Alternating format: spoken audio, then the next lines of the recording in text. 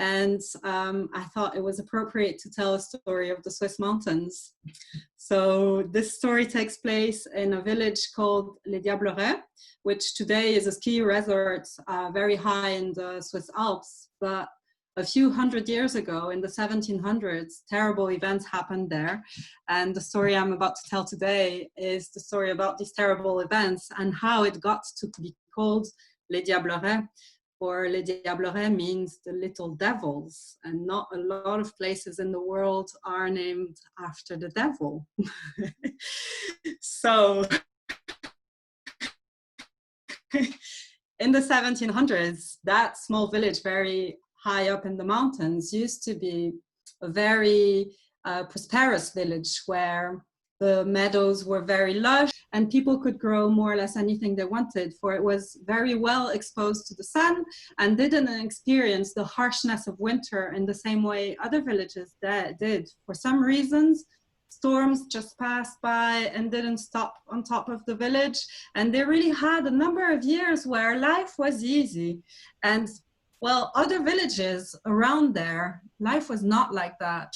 Life in the Swiss mountains was a hard life, like we would have in the Scottish Highlands. It's not the kind of life where life was easy. And so for these people, actually, the fact that a number of years in a row, everything got, you know, everybody was fattening, the cows were fat, they had this amazing cheese, they had everything easy. Well, they started to slowly, for some reason, this wealth started to get their hearts to dry. And with the years, the hearts dried more and more, and they became more and more suspicious of the other villages who would experience bad winters. And they thought, well, there's something's wrong with them. There's something like, they're poor, so they want to steal from us. They're jealous from us.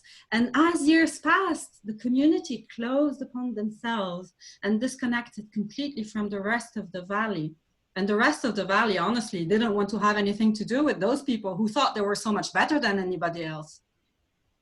And one day, after a number of years of them feeling very happy with themselves and completely cut from the rest of the world, for the rest of the world was not to be trusted, head of the village was sitting one day, a summer day, enjoying the view in front of him of the sun setting on the mountains. He could see the valley below him and he was happy. He had just had a wonderful meal, his belly was full and the cows were back in the barn. Life was sweet. He was having his little glass of wine, nothing to complain about, when suddenly, coming up the path from the village, a shadow was seen.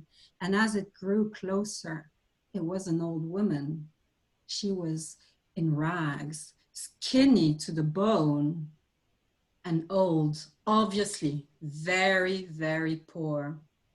Now, he wasn't gonna have any of that. She wasn't gonna come in his village. Who did she think she was? He went quickly, closed the doors to the barn, put the food away. Mind you, she might just ask for some food, you know, or even to be able to spend the night.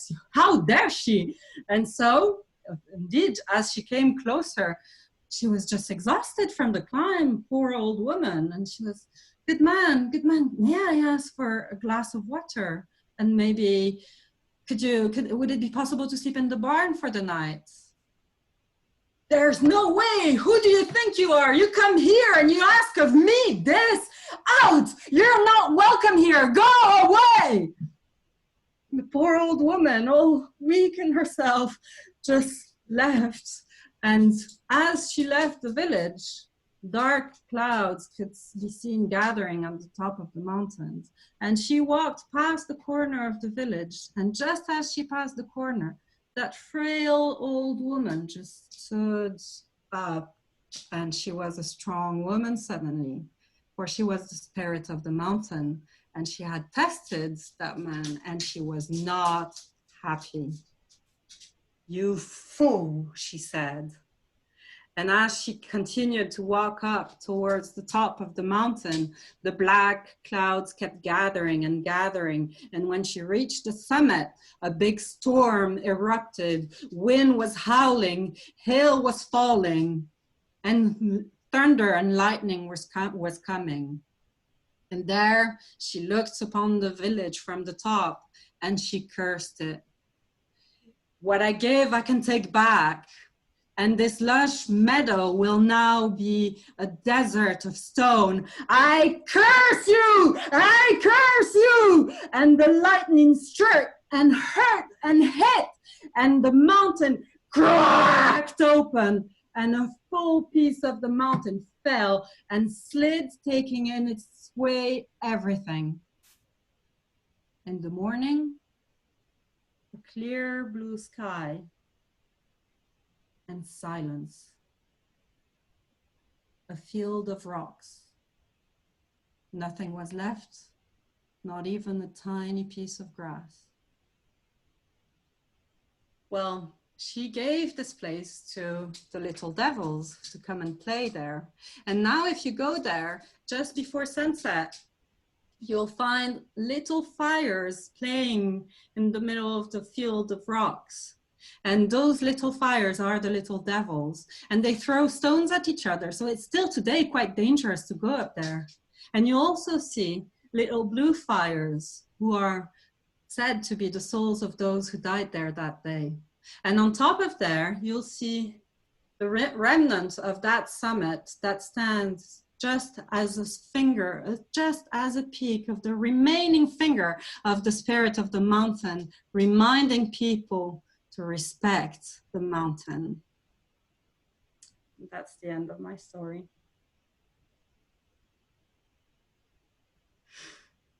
Wow. Don't mess with these guys. Wow. There are a few stories of the mountains in Switzerland where the spirits are not to be messed with. Yeah. Oh yeah, yeah, yeah. I've been walking the mountains of Switzerland once in a very late night. We were supposed to go to Reno from Copenhagen, so we passed Switzerland, and we basically did it in a night. It's tight, but walked whenever it was two. It was 2 o'clock in the morning. We were walking quite high up in the mountain, my friend and me, and we were just like, "This is good. This is good. This is really cool." We were both really tired and hungry and everything, but we felt so at peace. There's something about this this nakedness of the there's just stone, it's rocks, it's old, and you see it everywhere. I mean, when you go into the Highland of Scotland, it's more like this curved green, lush. Well, it can still be dangerous, I think, from what I hear. You don't mess with any of this kind of environments. Oh yeah, yeah. Don't fool around with anything. Yeah. No. All right, yeah.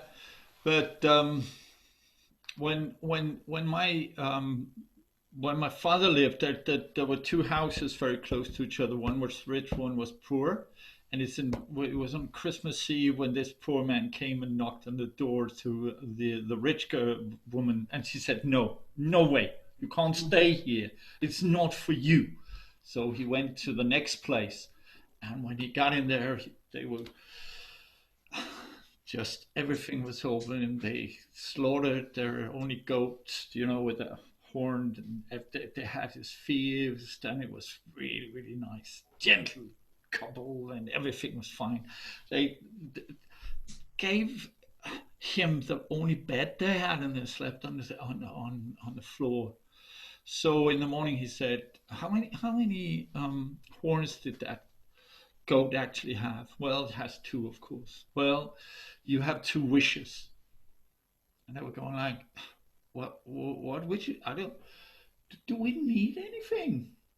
No, no. Just God's peace and prosperity around for everyone. So it happened for them that every time they did anything, I mean, the cows were just giving more calves, and the sheep, and everything sort of flourished during the spring and the summer. So people started asking, "What's happening with you?" "Well, we had this old man, and he came, and he was very kind, and he gave us two wishes because there were two horns." So this rich woman, heard this, And she went to them and said, this Christmas, when he comes to you, bring him, say that you don't have room, and yes, exactly, I can see you, you know what's going to happen. So Christmas came, and of course he went to the poor people first, and he knocked on the door, and they said, no, I'm so sorry, we really wanted you to come in here, but you have to go to the rich woman. So he went to the rich woman. And you know, when it's too much, when things are too much, when it's like, yeah, you're going to have a whole cow. We have a whole cow for you, more or less, for you, and potatoes and blah, blah, blah, and the conversation is kind of, it's not nice. It's not cozy. It's not, you feel it's not with the heart. You feel it, and he felt like that. When he was giving a bed, it was of course too soft, and the DuEt was too much. Everything was too much for him. But he lived through that Christmas Eve, and in the morning he asked, well, I have to go now, and she said, no, go. I mean, you're going to the railway station. Yeah, I'm going to the railway station. It's true. My husband can drive you in the horse carriage there. So went up to the horse carriage, and he drove to the station. And as the old man was sort of saying farewell and thank you,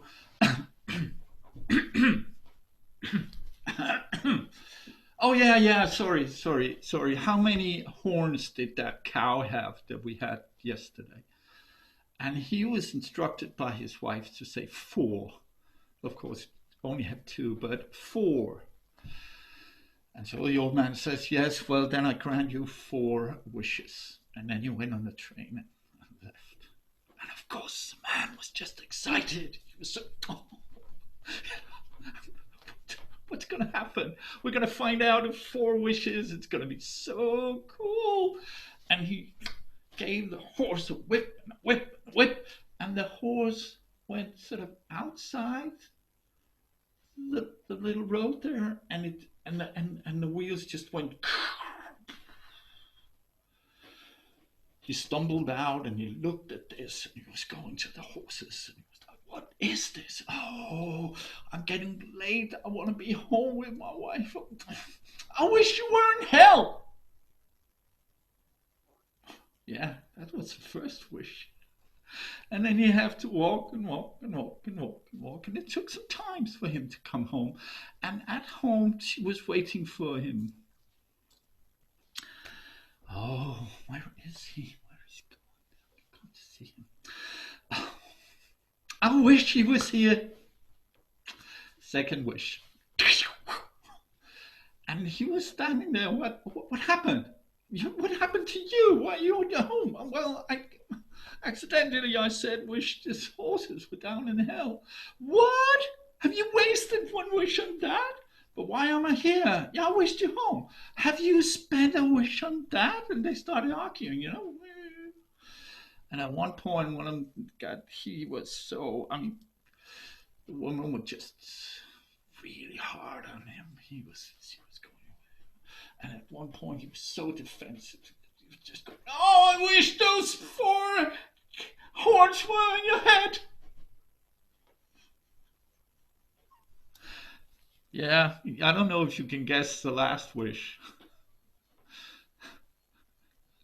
You have to unmute yourself. Not sure. No, go ahead. I mean, she had 4 cow horns, 2 here. And she 2 wished here. her husband to become a cow. Yeah, that could be. I wish that you were a cow. Well, no. Actually, what they did was that they wished the 4 cows' horns away. And I don't know if they lived happily hereafter, but I know that they lived to the life was no longer with them anymore. So, and I actually think the neighbors were pretty good. Yeah. That was the story that story reminded me of. Wow, it did bounce well. You always have to, whenever people knock on your door, you just have to, ooh, yeah. You want to be. Well, I have a story of animals and wishes as well. Yeah. It's a story. What? It's a story from Brittany. Because living in Scotland, I always feel I'm not in the right place to tell Scottish tale because so many people are telling them so much better than I am. But I really love Celtic tales. So this is a Celtic tale from Brittany. And it's also about wishes and animals and stuff like that. It's the story of Ninor, who had been looking after her father for many years before he passed away. And when he passed away, he made it clear that she should inherit the farm, the fields, and the mill. But as soon as he was dead and buried, her 3 brothers just showed up from the next county and took over the inheritance and sent Ninor away in a small cottage on a ridge with the only thing that was there was a field of rocks, just a bit of grass, and she was left with a skinny cow and her daughter, for she was a widow. And so, isolated from the world, the daughter used to go up in the day on the ridge with the cow and look after the cow when the cow was eating. And that was her only friend. She was just, the daughter's name was Whitethorn, and she didn't have anybody else. And one day, as she was sitting there with her cow, a small bird came and landed at her feet. And they had this interaction in the eyes. And she saw that the bird wanted to say something, but she didn't understand the bird. And so they just stood there, both looking at each other. And so taken was she that she didn't realize time was passing. And when she lifted her eyes, the sky was covered in stars and night had come. And the cow had completely disappeared.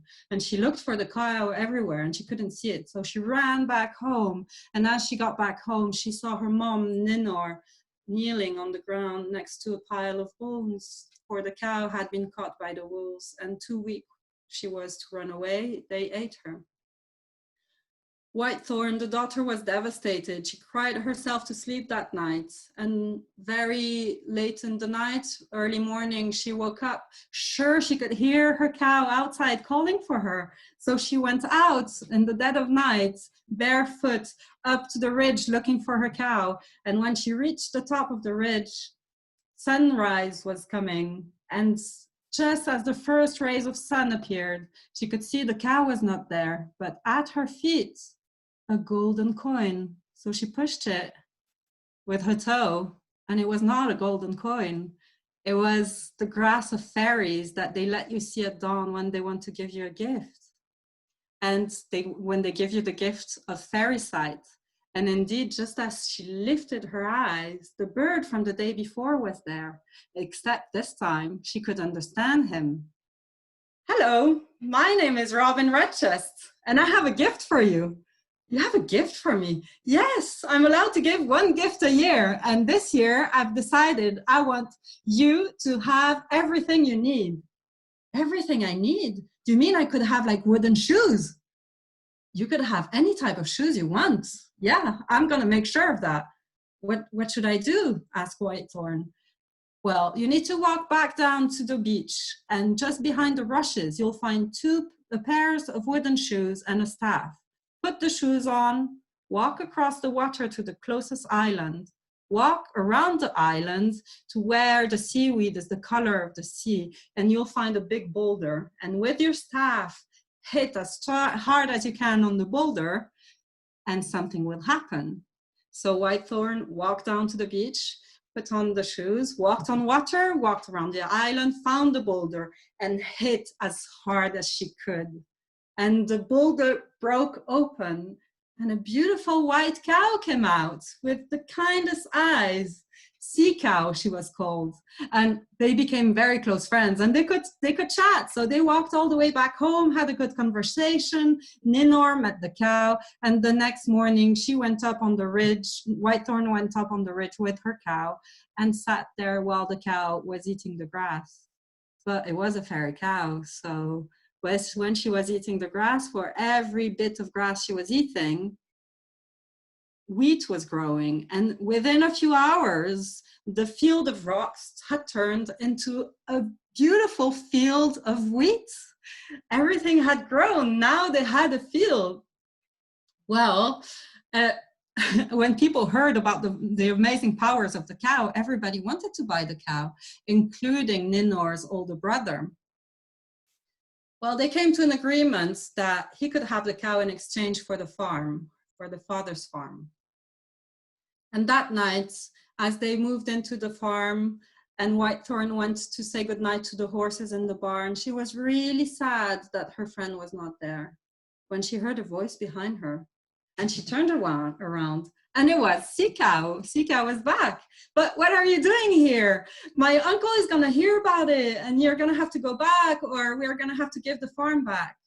And Sea Cow was like, don't worry. Just go outside, pick up 3 leaves of verbena and I'll show you a trick. And so she did, and she came back and followed the instructions and rubbed the verbena against the cow. And as she did that, the cow turned into a magnificent horse, seahorse, he was called. And then the next day, with all the wheat they had from the field, the horse was happy to help them bring the wheat to the markets. As they were charging the grain on the horse's back, the bag tore open and the grain flew out. It wasn't just one bag that flew out. It was grain and grain and grain and grain and a pile of grain that kept piling and piling all the way up to maybe 20 bags. When people heard about that, everybody wanted to buy that horse who was multiplying grain, including Ninor's brothers. The second brother came and offered in exchange for the horse the fields that he had taken from Ninor's inheritance. And she agreed to that.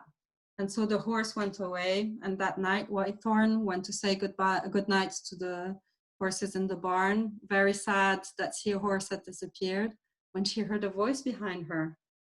And she turned around and Seahorse was back. And again, she did the trick with the verbena leaves and she rubbed the flanks of the horse, and the horse turned into a magnificent red sheep with long silky hair. The hair was so heavy, obviously, that it needed help. So she started cutting the hair, and Ninor and Whitethorn spent the whole night cutting the hair of the sheep as it grew back as soon as they cut it. And by morning, when the sun rose, the hair stopped growing, but they had piles and piles and piles of wool. Again, when people heard about the magical powers of the sheep, everybody wanted it. And Ninor's brother came and offered in exchange for the mill, the sheep. Well, Ninor agreed, and away her brother went with the sheep. And as the sheep passed the cliffs over the sea, as it was a sea sheep, it just jumped into the sea, never to be seen again. Whitethorn was so sad. Her dear friends, Sea Cow, Seahorse, and Sea Sheep had just disappeared. And she was just missing them, and she decided to go up on the ridge and have a chat with Robin Redchest. Now, Robin Redchest said, I did promise you that life would be easier and that you would get everything you needed. And this is what happened. You have everything you needed. Yeah, but my friend is gone. Well, yeah, but your friend was here to help you and now has another journey that they need to go on to. But for you, you'll always remember how it feels, where you came from, and who helped you. And indeed, Whitethorn, for the rest of her life, always remembered that one day she had been poor, and when she could, she helped people as much as she could. And also, she always remembered that animals were her best friends. And this is the end. Thank you. Ooh, wonderful. So we just carry on. Is that what we're doing here? It's cool. It's good. Very good. So that story about trusting somebody in a way that it's often when you have these protagonists walking out in the field, whatever they're going, they just have to trust. They just have to believe what I'm saying, and when they do, everything goes right. So here's another one of these stories. I will take it to Transylvania. Ooh, yeah. And it's many years ago. So there was this young woman who was, when she walked through the village, the young men were going like, oh, oh, there's something going on with her. She had this bright, shining glow around her. There was something going on her, but she was never interested in any of the young men. Every day, more or less, they came down to the house of the old woman in there. It was like she was a clever old woman, and all the young ones gathered around that. There was a tree in the garden, and they just had a good time there, talking and well, finding out. Shall I follow you home? Yeah, that kind of thing was going on as well. So Maria was her name. She came there as well, and it was quite shocking because one evening what happened was that this tall black, all of black hair, black coat, everything was dark around him, and he came and he just took Maria by the hand, and she followed him all the way to the corner of the garden where they sat and talked and talked and talked. And at one time she let him kiss her once in the moonlight. And it was like everybody was like, what's going on with Maria? There's something very strange happening over there. But suddenly, as the midnight, in these stories, there was like the midnight cockroach. You know, the it happened at midnight. I don't understand why, but it happens here. So when this cockroach was going like, he stood up and said, Maria, I have to leave you. I'll come back tomorrow. And he ran away. And so the old woman came to Maria and said, did you notice something strange about this man that you were kissing? No. What do you mean? Didn't you notice that when he was walking, he was not walking on the ground? He was sort of flying? No, what do you mean? No, I didn't see that. No, no.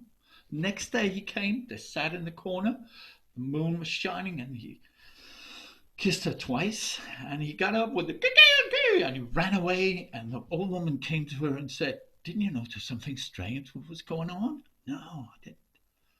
Didn't you see that when the moon hit him, he cast no shadow? What? I don't know. And then the old woman told her what to do. So next day he came, kissed her 3 times, got up with the and wanted to run away. But the old woman stood there and said, where are you going? And he was then so furious. Everything came like, the anger came to him in a way that nobody had ever seen anyone being angry like that before. And he screamed to the old woman to get away. But before she let him run away, Maria had taken some flour, some white flour, and had it in his pocket and cut a little hole. So in the morning, she could follow that white trail all the way over the wall to the graveyard, all the way through the graveyard, over the northern wall of the graveyard, out in the field there. And when she came there, she was just,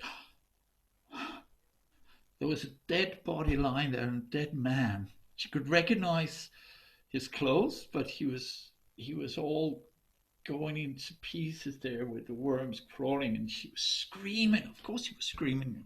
Ran to the old woman and said, I kissed the dead man. I kissed the dead. And the old woman said, I know you did. I know. Now you're going to do exactly what I tell you. Then I can save your life, but you need to do exactly what I tell you. So Maria promised the old woman, I will do exactly as I've just been told. She went home. She didn't go to the old woman when it was full moon again. He was knocking on the door. Maria, let me in. Can't do that. Sorry, I can't do it. Maria, tell me, what did you see in that hole in the ground outside the churchyard?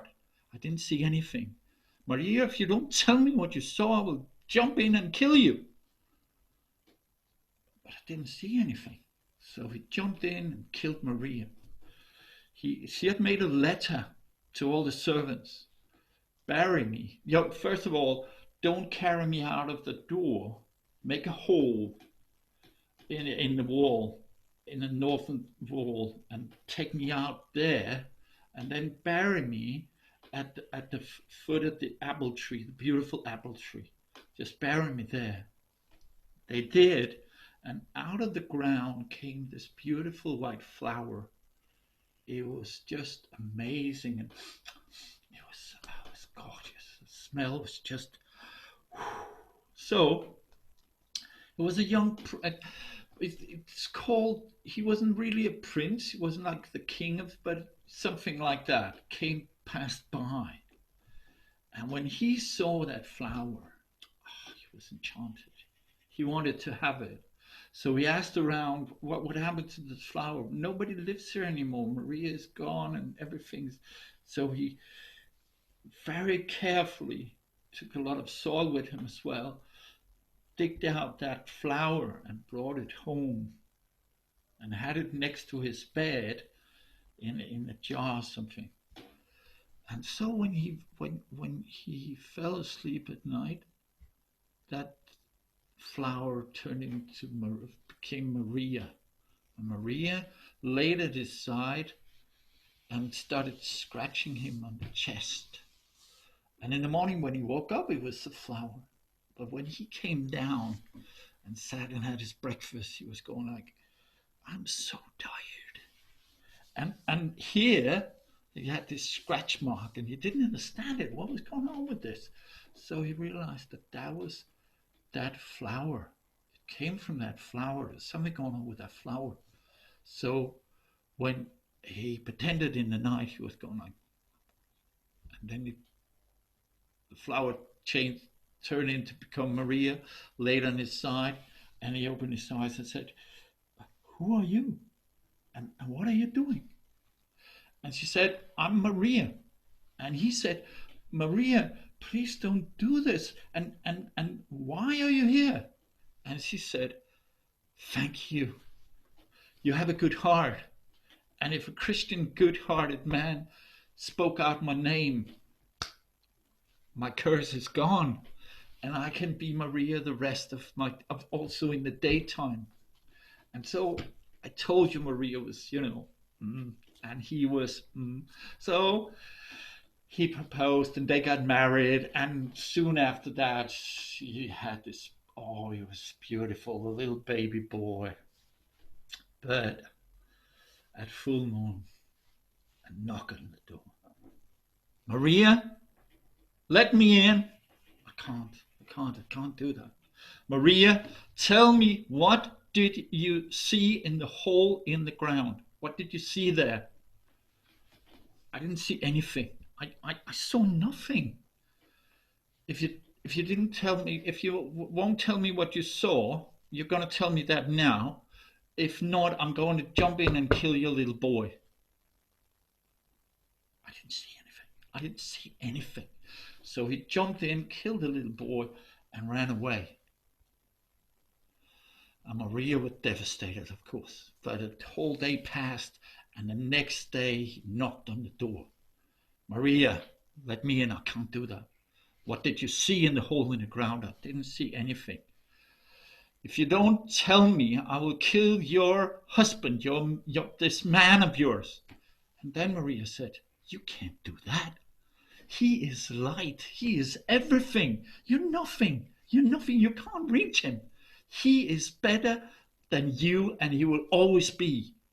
And when this dead man understood that Maria loved her husband more than herself, more than her child, more than life itself, he got so jealous that he turned into when the cockroach had his, he didn't run back to his hole, but he stayed there, and he became dust, and the wind just took him. But the next morning, when Maria's husband came and saw that the little child was dead, he was of course devastated. What had happened, Maria? What is this? She said, she took a needle from her hair and she hit him in the heart, took one drop of blood and placed it on the boy's forehead 3 times. And at the third, his eyes opened, he smiled to her and she gave him some breast. And as they were sitting around there, this man understood that Maria was not just this bright, wonderful, beautiful woman, but she was always also very clever and very courageous. And they, of course, lived happily hereafter. That's the story. Wow. That is a love story, and very much from that region. Yeah. So it's like to die. It's, well, that's what we all do. So let's talk about it, right? They're alive, of course they are. Yeah. Yeah. Thank you so much for being part of this DuEt thing, and good luck down in Switzerland. You're leaving when? End of July. End of July. Just 6. Yeah. And are you going up to the Highland a little to say goodbye, have some walks around there? Yes. Yeah, I'm planning to go a week or 2 in the Highlands. I don't know when we'll be allowed to do that. So probably sometime in July. Yeah. If we're allowed. I mean, it is a beautiful country that we live in, right? And it's the best summer to travel around Scotland. There's no tourists. That's true. I mean, you're all by yourself. Like being down in Edinburgh, you just walk around and go like, whoa, there's so much to see now because there's nobody there to disturb you. But thank you so much for being part of this. Thank you, Sven. It was really fun. Care, okay? Bye. Take care. Bye.